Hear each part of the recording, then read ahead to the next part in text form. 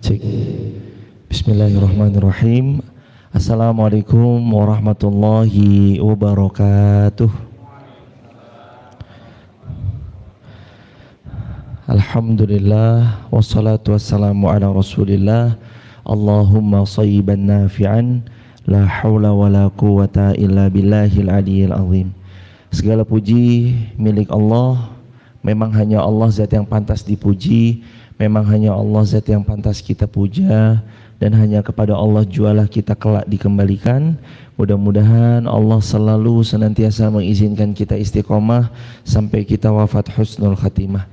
Salawat juga bertangkaikan salam teruntuk baginda Rasulullah Muhammad sallallahu alaihi wasallam. Allahumma salli wa sallim mazid wa an'im wa barik alaih.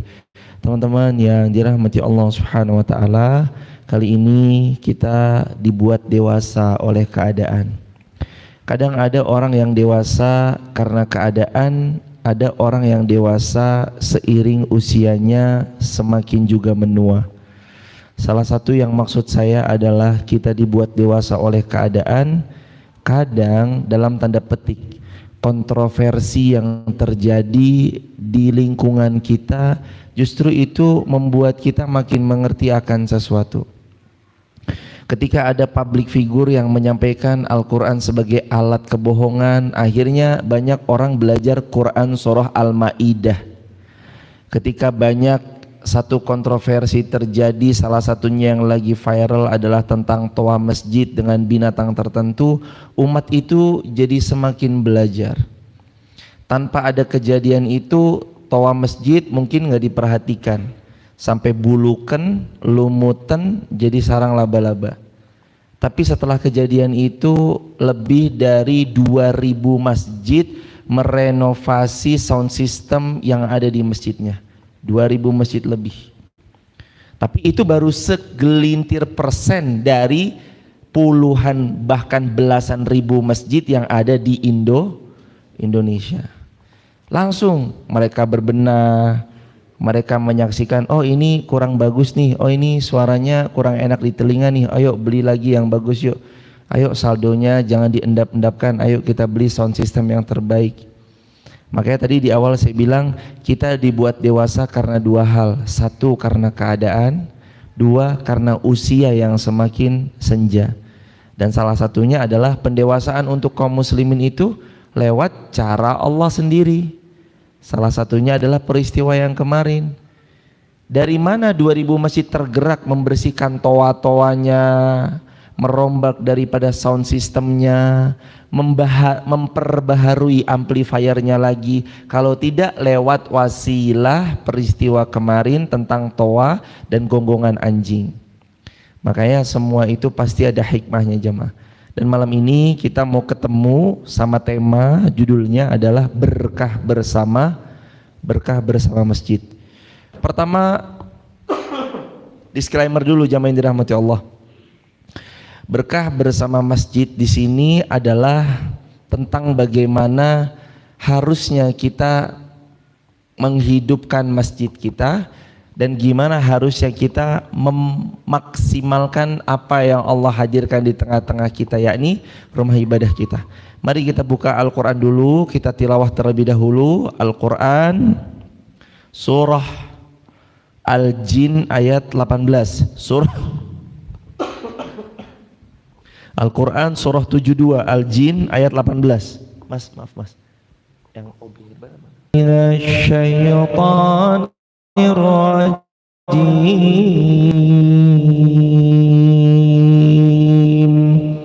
Satu, dua, tiga.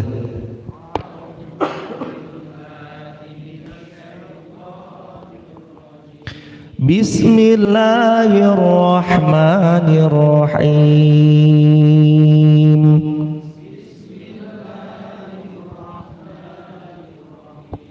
Wa annal masajida lillah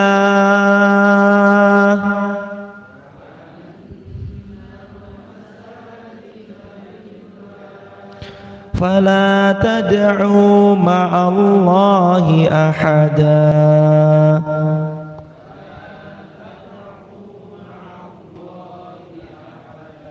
wa annal masajida lillah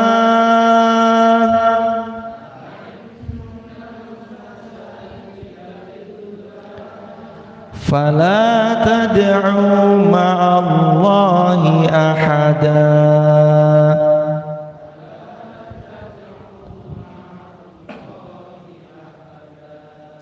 Nomor satu, berkah bersama masjid. Nomor satu, masjid itu kepunyaan Allah. Masjid itu apa? Kepunyaan Allah. Al-Quran surah berapa, ayat berapa? Surah Al-Jin ayat 18.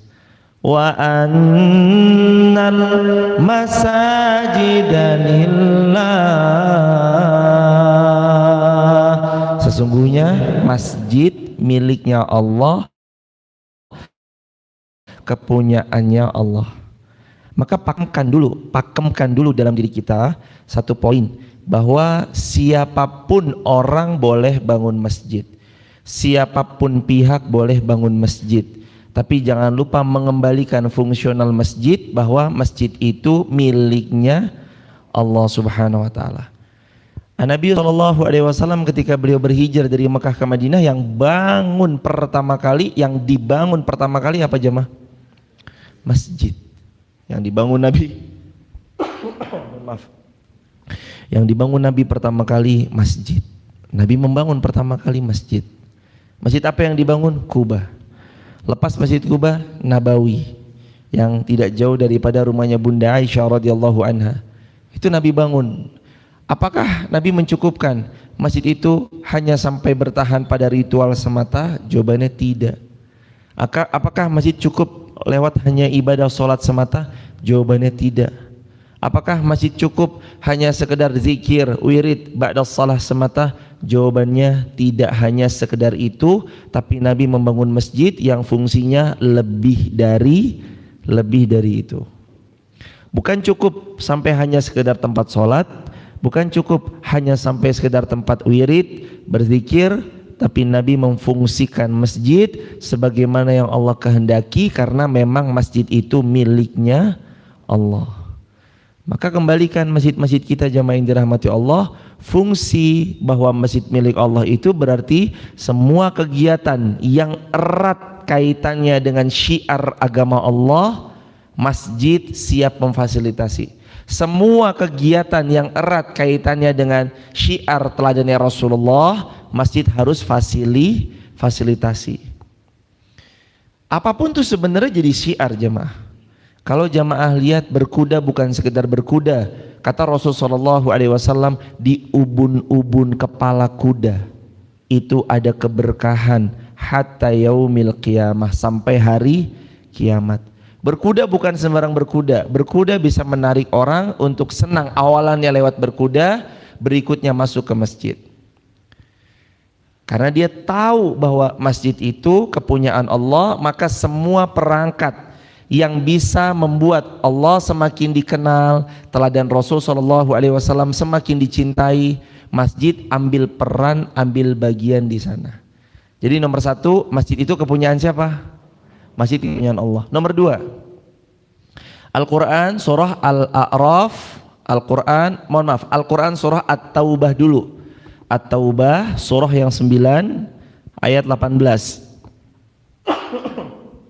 Surah nomor 9 ayat 18. A'udzu billahi minasy syaithanir rajim. 1 2 3.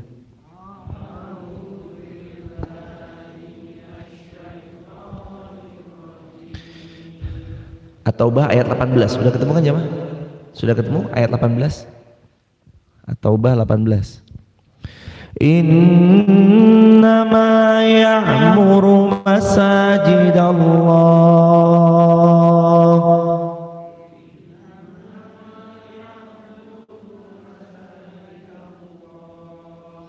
man amana billahi wal yawmil akhir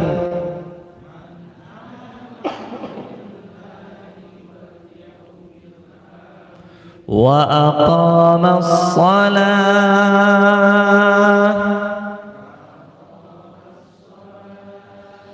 wa ataz zakah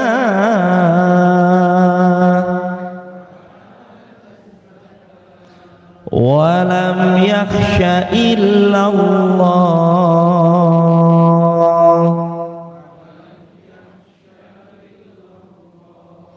fa'asa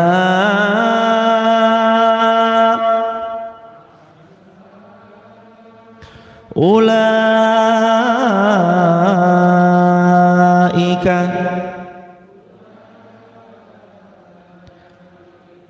ayyakunu minal muhtadin.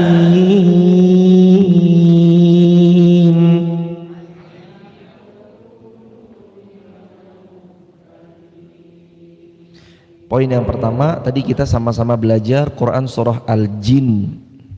Quran surah Al-Jin. Sesungguhnya masjid itu kepunyaan Allah. Ini nomor 2 jamaah. Siapa sih yang memakmurkan masjidnya Allah? Ini Allah jawab di ayat ini. Orang yang memakmurkan masjidnya Allah itu man aman.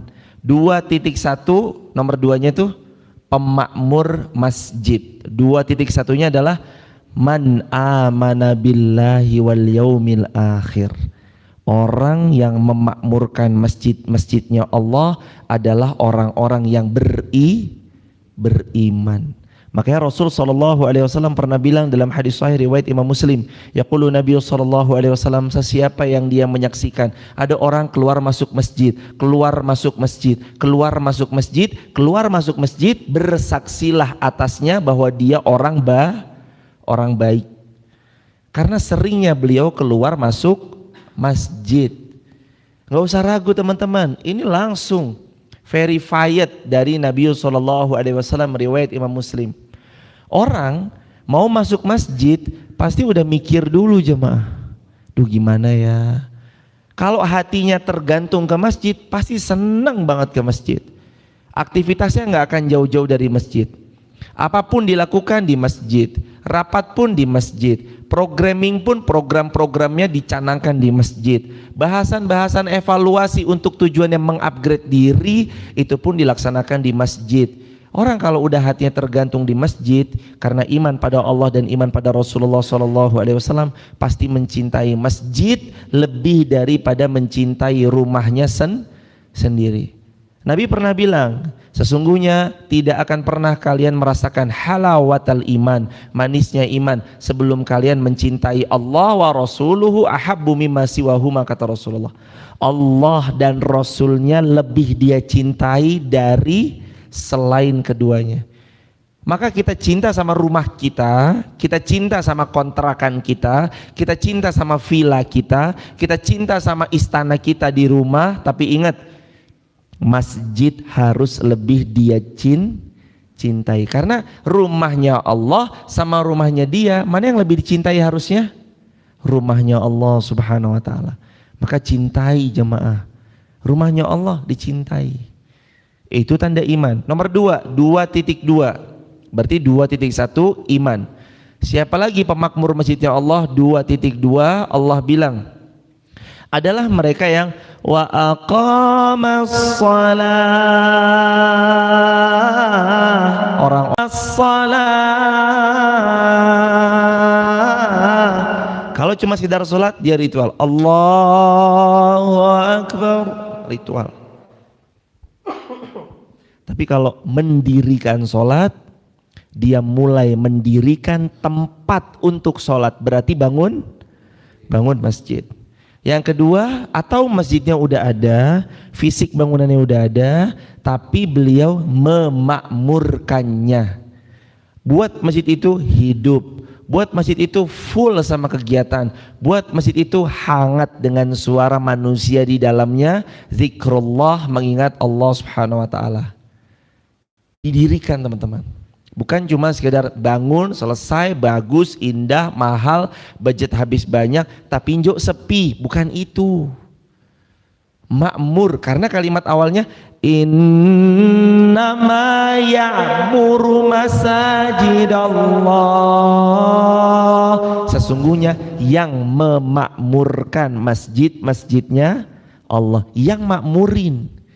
Jadi tujuan pertama, sholat itu bukan cuma sekedar ritual, tujuannya memakmurkan. Makanya Rasul dalam sholat nanti Rasul bersabda, jamaah tahu, sawu sufufakum fa inna taswiyatas sufufi min tamamis. Apa artinya?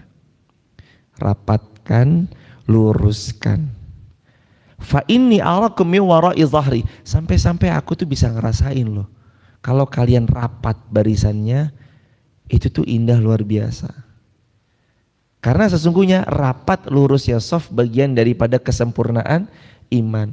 Saya mengulangi di berbagai pengajian begini jemaah. Anda kalau salaman sama orang, piye jeng kabare, begini. Dengan Anda salaman begini, yang nempel tok begini, set. Dengan Anda salaman, gimana kabarnya? Masya Allah, iya ya. Lebih kuat mana intensitas interaksinya? Yang pertama begini, ya kalau sama jenis ya, beda sama lain jenis. Yang kedua yang begini tok. Yang kedua begini tok. Yang ketiga yang benar-benar jabatan luar biasa. Kalau perempuan sampai cipika-cipiki. Pertama, kedua, apa ketiga yang kuat batinnya, emosionalnya. Yang ketiga, interaksi itu ada. Interaksi itu ada loh teman-teman. Makanya termasuk bagian daripada makmurin masjid. Ayo yuk anak-anak muda ganteng soleh semua, ahli syurga semuanya insya Allah biiznillah. Ibu-ibu ayahandanya juga semua min ahlil jannah insya Allah biiznillah. Yang orang tua support anak-anak muda kembali ke masjid. Anak-anak muda gandeng kawan-kawannya, ayo kembali ke masjid. 2011 saya kelas 6 3 SMA. Ketika saya di pondok pesantren punya musyrif. Nama musyrif saya Ustadz Anang Fatur Rahman LC. Di YouTube ada, ketik aja Ustadz Anang Fatur Rahman LC. Beliau dulu guru kami di pondok Kiai Haji Ahmad Dahlan Mu'alimin Yogyakarta. Jamaah yang dirahmati Allah, beliau pernah pesan dan sampai detik ini selalu nancep di kepala saya. Pesan Kak Anang atau Ustadz Anang Fatur Rahman, adik-adikku pergi ke masjid nak. Kapan sekali saja kalian tidak berangkat ke masjid, besok atau lusa masjid itu akan terasa jauh banget luar biasa sehingga kalian sudah tidak lagi menyentuh masjid. Teman-teman dirahmati Allah, pesan beliau intinya jangan pernah tinggal sholat di masjid atau interaksi sama masjid. Karena kapan teman-teman nyekip aja, sehari aja gak sholat di masjid karena males, karena futur, karena godaan syaitan dan dituruti, itu besok syaitan bakal bawa full timnya beratin kita lagi buat pergi ke masjid. Hari kedua gak ke masjid, hari ketiga dibuat tetap kamu jangan ke masjid. Hari keempat dibuat yang sama, hari ketujuh, ke-30 sampai 1 tahun tidak pernah menyentuh masjid, sampai seumur hidup gak pernah menyentuh masjid kecuali ketika disolatkan atau disolati. Ya Allah jemaah, jangan tinggalin masjid. Teman-teman yang udah lama banget gak pernah duduk di masjid atau dalam bahasa kaula mudanya udah lama nih nggak nongkrong di masjid, dalam bahasa kaula mudanya begitu, datang ke masjid. Sekali aja kita skip datang ke masjid, besok jauh masjid itu. Ternyata teman-teman betul ngerasain, baru kalau kita kumpul reunian ketemu, pernah ingat ya pesannya Kak Anang Fatur Rahman, Ustadz Anang dulu bilang apa? Iya, pergi ke masjid ya. Sekali aja ninggalin masjid, jauh tuh masjid besoknya lagi. Oh bener ya, saya ngerasain loh. Kadang kalau udah sekali gak ke masjid, besok tuh pengennya gak ke masjid lagi. Lusa pengennya gak ke masjid lagi. Udah kadung males. Apalagi ntar disinggung, ketemu orang, wah tumben ke masjid. Wah, kalau tipenya kuda gak ada masalah, dipecut kuda larinya makin kenceng. Ya kalau tipenya kura-kura, halo tumben ke masjid, ngungkep. Udah besok gak mau ke masjid lagi tuh. Kalau tipenya kuda gak ada masalah, tapi kan mental kita gak semuanya kuda. Ada mentalnya kuda, ada mentalnya kura-kura. Kalau mentalnya kura-kura digituin jamaah, dibilang tumben lagi baru ke masjid, wes besok gak sholat ke masjid lagi. Begitu loh jamaah. Makanya yang 2.2 ciri orang yang suka memakmurkan masjid-masjid yang Allah adalah mereka mendirikan sholat. makmurin dengan sholat 5 waktu dan aktivitas yang lainnya. Yang 2.3, wa ataz zakat, dan menunaikan zakat. Nih pegang baik-baik kalimat ini jemaah. Dulu ada Baitul Mal. Baitul Mal itu adalah rumah harta. Jadi hartanya kaum muslimin itu dihimpun terpusat di Baitul Mal. Tapi ingat, cabang-cabangnya itu ada di masjid. Jamaah sekarang zakat. Saya nyari kata-kata yang jangan sampai keliru nih. Karena zaman sekarang kan kepleset dikit aja, potong viral. Gini kata-kata jamaah. Kadang kalau kita menyerahkan mungkin dalam tanda petik ya kepada satu atau beberapa organisasi atau pihak tertentu gitu misalkan ya, atau komunitas tertentu atau apalah gitu. Kita berikan pada beliau, orang terdekat rumah kita tuh belum tentu dapat zakat yang sudah kita berikan ke sana jemaah. Karena sana boleh jadi punya data tapi bukan data warga kampung kita tapi warga kampung lain. Amanah, insya Allah amanah. Basnas amanah atau lembaga zakat yang lainnya insya Allah semuanya amanah. Lazismu dan segala macamnya amanah semuanya. Tapi kenapa kok kalimatnya, coba dibuka lagi ayat yang barusan kita baca. Wa ataz zakat. Allah itu bilang ciri masjid makmur mengelola zakat jamaahnya. Jadi masjid itu punya panitia zakat. Tiap tahun ada zakat mal atau mau zakat profesi atau mau zakat pertanian yang nanti penerima zakatnya adalah warga sekitar masjid.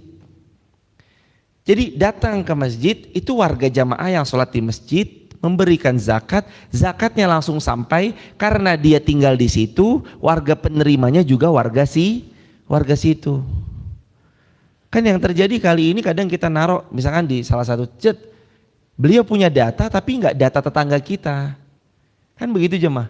Maka sebenarnya ayat Al-Quran itu the best kalau kita mau kaji, kita mau baca tafsirnya. Itu the best banget jemaah.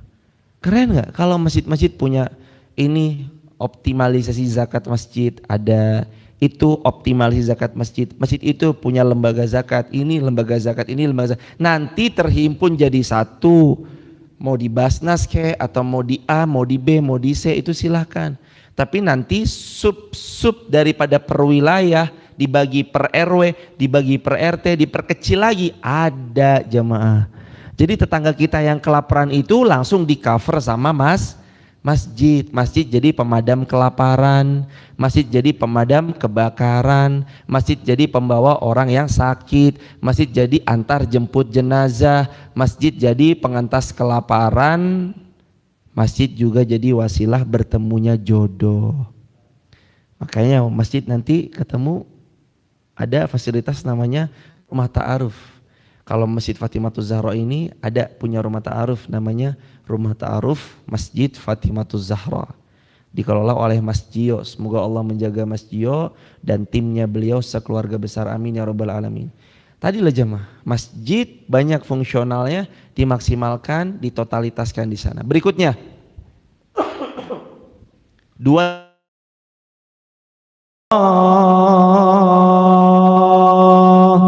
dan tidak takut kecuali hanya kepada Allah. Jadi orang-orang yang memakmurkan masjid itu nggak ada takut kecuali sama Allah, nggak ada takut kecuali fokusnya Allah, nggak ada yang takut kecuali harus tunduk pada syariat-syariatnya Allah. Ini diterjemahin bagaimana kalau hal kayak gini? Bagaimana cara mengetahui tentang terjemah atau tafsiran daripada walam yakhsha illallah?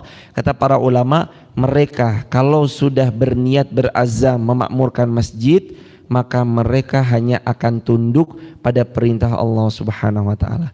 Jamaah yang dirahmati Allah, azan itu azana yu'adzinu, artinya menyeru, memanggil. Namanya panggilan itu harus keras. Jack, Zaki, Jack. Nah, manggil tuh begitu jemaah. Manggil tuh keras begitu. Gak mungkin kan manggil bisik-bisik. Zaki. Ya masa iya azan Allahu Akbar, Allah. Ya, masa begitu azan? Lo azan itu memang harus keras. Adzana yu'adzinu, seruan, panggilan. Namanya panggilan tuh keras. Bang, abang tukang bakso, sini bang, bang, bang. Itu namanya manggil. Kalau pelan namanya bukan manggil tapi bisik, bisik. Makanya jemaah, kita harus banyak-banyak belajar tentang hal ini. Kita lagi diajarin aja ilmu. Semoga para pejabat di negeri ini pandai memilih diksi, pandai membawa narasi agar tidak hanya sekedar berbicara tapi juga memikirkan kemaslahatan umat, jangan sampai menimbulkan sesuatu yang tidak pas di kalangan khalayak umum, seperti memperbandingkan antara azan masjid dengan gonggongan anjing. Itu kan perbandingan yang udah gak apple to apple, yang sangat gak pas banget, bahkan dekat sekali dengan bentuk penghinaan. Dan ingat ya jamaah, simbol yang kita tampilkan di publik itu perpanjangan akal dan hati. Saya ulangin, dicatat teman-teman, boleh dicatat di kolom komentar ya. Boleh dicatat di kolom komentar, caps lock besar-besar yang di live TikTok, Instagram dan YouTube. Simbol yang kita tampilkan ke publik, simbol yang kita tampilkan ke publik itu perpanjangan akal dan hati. Jadi kalau Anda tampil pakai baju, misalkan pakai bajunya gitu ya, nerakaku duduk urusanmu, wes, bajunya begitu misalkan, ya itu perpanjangan relung hatinya, isi jiwanya, gejolak pikirannya begitu jemaah. Mungkin nggak ibaratnya, bukan mungkin nggak, tapi pertanyaannya, pantas nggak misalkan ada seorang, mohon maaf ustadz gitu misalkan ya, seorang ustadz, dia tahu batasan aurat laki-laki dari mana sampai mana, pusar sampai lutut, betul? Iya, tapi belanja ke pasar, sang ustadz ini nggak pakai baju, cuma pakai celana tapi nutupin pusar sampai ke atas mata kaki atau bawah lutut. Kira-kira pantas nggak begitu? Yo nggak pantas. Analogi lain, pantaskah seorang ustadz tahu-tahu pakai I love punk, rock and roll and hardcore? Yo nggak pantas jemaah. Makanya tadi saya bilang simbol yang kita tampilkan ke publik itu perpanjangan akal dan hati. Maksudnya apalagi? Contoh analoginya sederhana, misalkan kalau jamaah update statusnya galau dan terus menggalau, berarti kondisi hatinya lagi galau. Kalau update statusnya tentang alah udah datang awal bulan lagi, bayar utang lagi, cicilan maneh, waktune nyaur nganti bosen, berarti isi hatinya sedang tertekan hutang. Kan itu perpanjangan akal sama hati toh. Maka hati-hati jamaah milih simbol. Antum berani nggak muter alun-alun, mohon maaf, pakai lambang Palu Arit? Wah, dikeplakin jamaah. Itu tuh simbol tuh jamaah. Hati-hati, makanya pilih simbol, hati-hati. Jangan sampai nih yang muda-muda toto sini pakai gambar tengkorak gini. Ya, kan nggak pantas jamaah. Masa kita ngaji, saya ngisi pengajian gitu, pakai kaos, di sini gambarnya tengkorak, rambutnya jegrak ke atas begini. Waduh, itu yang disuruh make, mbok saya dibayar, Ustadz saya bayar deh 5 juta tapi pakai kaos ini keliling nanti pengajian, mbok dibayar 5 juta ya nggak bakalan saya terima lah, karena bukan kita lah, ya kan? Itu bukan kita banget, pakai kayak gitu itu bukan kita banget dan nggak pantas. Kita pasti milih yang hati-hati, kalau bisa pakaiannya polos. Kalaupun pakaian yang ada tulisannya, pasti tulisannya mengingatkan kebaikan. Contoh misalkan jangan lupa zikir. Contoh misalkan we love Palestine. Pasti kayak gitu yang dipakai. I love Muhammad. Pasti kayak gitu baju-baju yang dipakai kalaupun ada tulisannya. Karenanya tadi apa? Simbol perpanjangan akal dan hati. Jadi jamaah, ciri orang kalau dia mau memakmurkan masjidnya Allah, tidak boleh takut kecuali hanya kepada Allah. Karena kadang emang kita sengaja dibuat takut. Nanti ada yang mohon maaf intervensi, ada yang berusaha menyetir, harus kemana nih, bagaimana nih. Nah, masjid itu harus punya leverage. Leverage itu artinya tuas kendali yang kokoh. Masjid itu harus punya tuas kendali yang kokoh. Ini nggak boleh tunduk kecuali walam yakhsha illallah, nggak boleh tunduk kecuali hanya kepada Allah. Jadi ntar kalau ada tuas yang berusaha menceng kanankan atau menceng kirikan, dia punya tuas leverage yang kuat bahwa masjid ini hanya akan tunduk kepada Allah. Fa'asa ulaika ayyakunu minal muhtadin. Mereka itulah 3 generasi ini yang mudah-mudahan mendapat petunjuk. Terakhir, nomor 3. Berkah bersama masjid. Nomor 3. Maaf ya jemaah, astagfirullah wa atubu ilaih. Al-A'raf ayat 31. Al-A'raf ayat 31. Ya bani Adam khudhu zinatakum inda kulli masjid wa kulu washrabu wa la tusrifu innahu la yuhibbul musrifin. Yang ketiga, pahami makna kalimat satu demi satu baik-baik. Wahai anak cucu Adam, artinya wahai semua manusia. Khudhu zinatakum. Khudhu, ambillah, zinatakum. Kalau dalam ayat ini artinya apa? Pakaianmu. Tapi zina artinya apa? Zina artinya apa? Zina, perhiasan dunia. Khudhu, ambillah perhiasan terbaikmu inda kulli masjid, ketika kamu mau masuk masjid. Artinya kalau kita baca secara tekstual ayatnya, wahai anak cucu Adam, pakailah pakaianmu yang bagus pada setiap kamu memasuki masjid. Tafsir pertama kata ulama, kalau mau masuk masjid, perform dengan perform terbaik. Satu. Tapi yang kedua, ini jamaah, yang jadi pelajaran kita bahasa tentang toa nih. Apa maksudnya? Pakailah zinatakum, perhiasan terbaikmu. Maksudnya adalah untuk dakwah ilallah, pakai fasilitas terbaik. Saya ulangi, untuk dakwah ilallah pakai fasilitas terbaik. Berarti kalau beli sejadah, sebisa mungkin sejadahnya sejadah terbaik. Kalau beli mic, sebisa mungkin micnya mic yang terbaik. Kalau beli sound system, belilah sound system yang terbaik. Kalau beli kipas angin, belilah kipas angin yang terbaik. Kalau beli kabel, amplifier, mixer, dan semua perangkat-perangkat termasuk mau live streaming, baik pakai kamera handphone ataupun nanti kamera profesional dengan tim yang sangat kuat misalkan, itu harus dengan fasilitas yang terbaik. Khudzu zinatakum, ambil perhiasan terbaikmu. Makanya teman-teman yang dirahmati Allah Subhanahu wa taala, kesimpulan, sekarang saatnya kita ramaikan masjid-masjid di rumah kita. Yuk ramaikan. Teman-teman nih, anak-anak muda yang punya power, tongkrongannya rame, sekarang suka nongkrong di kafe, nggak apa-apa. Nanti dari kafe ajak pelan-pelan, yuk nongkrong yuk, 3 hari di kafe, 4 hari di masjid. Belum bisa Ustadz, ya udah 4 hari kafe, 3 hari masjid. Nanti lama-lama syukur 7 hari dalam sepekan nongkrongnya di masjid terus, ngobrolnya di masjid terus. Kalau mau bicara-bicara tugas di masjid, diskusi-diskusi di masjid, ada program-program apa di masjid.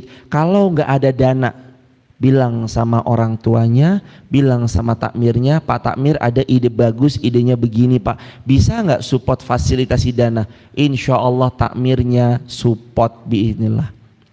Pelan-pelan teman-teman, ajak masuk lewat futsal yang suka futsal, ajak masuk lewat panahan yang suka panahan. Teman-teman yang mau basket, biasanya ada hari Ahad, teman-teman haas akhwat pada basketan, yang akhwat silakan basketan. Yang ikhwan ada futsal 2 pekan sekali, yang mau futsal silakan futsal. Besok Selasa big match di stadion mana? Gelora Bung Karno apa mana?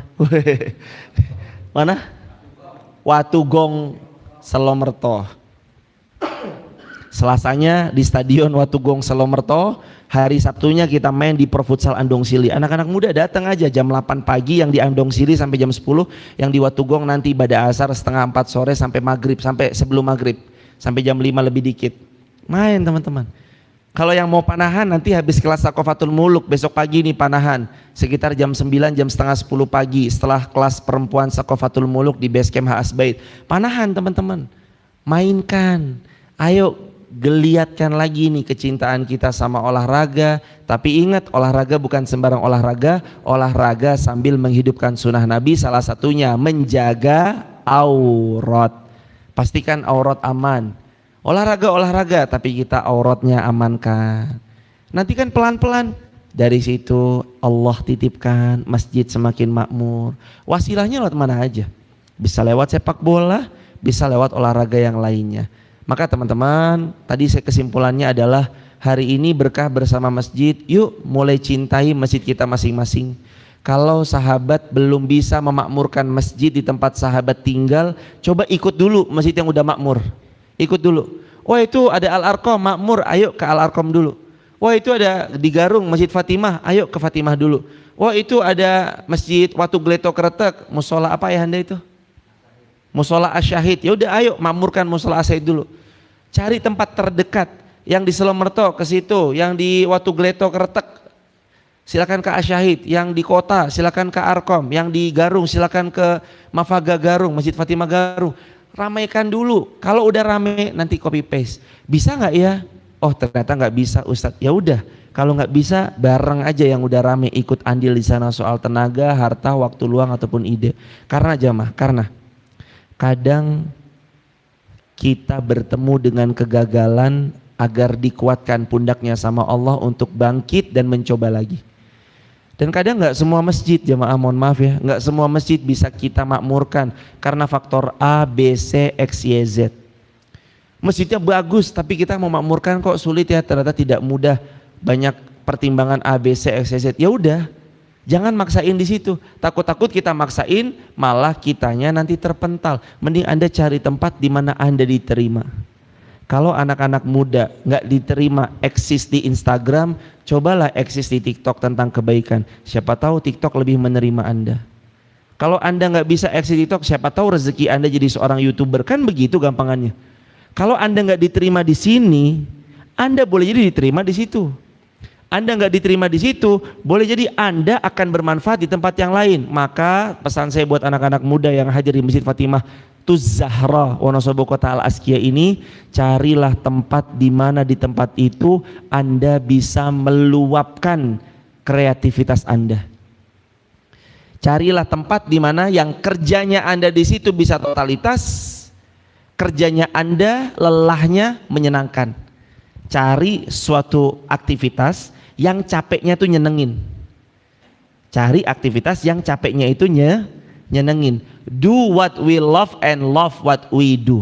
Cintai yang kita kerjakan dan kerjakan yang kita cintai. Karena enak teman-teman. Hidup di atas apa yang Anda senengin tuh enak. Capek enggak Us? Kelihatan emang wajah capek ya? Ya kayaknya sih capek. Enggak, biasa aja. Karena apa? Karena kita mencintai apa yang kita lakukan. Karena kita tahu Allah Subhanahu wa taala membayar mahal, bukan manusia. Manusia cukup ucapan terima kasih, alhamdulillah, maafi muskilah. Tapi yang membayar mahal itu Allah. Apalagi ada aktivitas kayak yang digawangi Mas Edi dan kawan-kawan, sedekah air, RRM, resi-resi masjid. Itu kan aktivitas mulia banget tuh. Capek nggak? Capek secara fisik. Tapi di balik itu ada kegembiraan dalam hati yang nggak bisa dibayar ketika berbagi. Anak-anak HAS berbagi kemarin, coba lihat nggak hari Jumat? Jam 8 pagi pada ngumpul, ikhwan akhwat kurang lebih 22 orang, 23 orang, bagi-bagiin sayur untuk 300-an orang sampai bahkan lebih. Mereka capek nggak? Kalau ditanya capek, kepanasan nggak? Panas, sumu nggak? Sumu.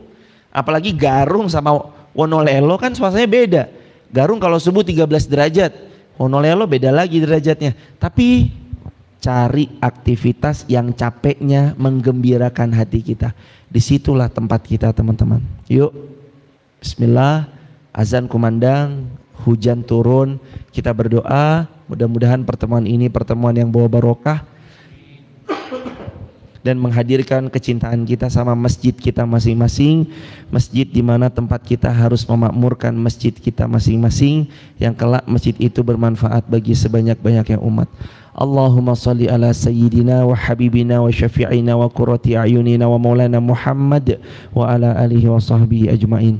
Alhamdulillahi hamdan syakirin, alhamdulillahi hamdan na'imin, alhamdulillahi hamdan syakirin, hamdan na'imin, hamdan yuafi ni'amah wa yukafi'u mazidah.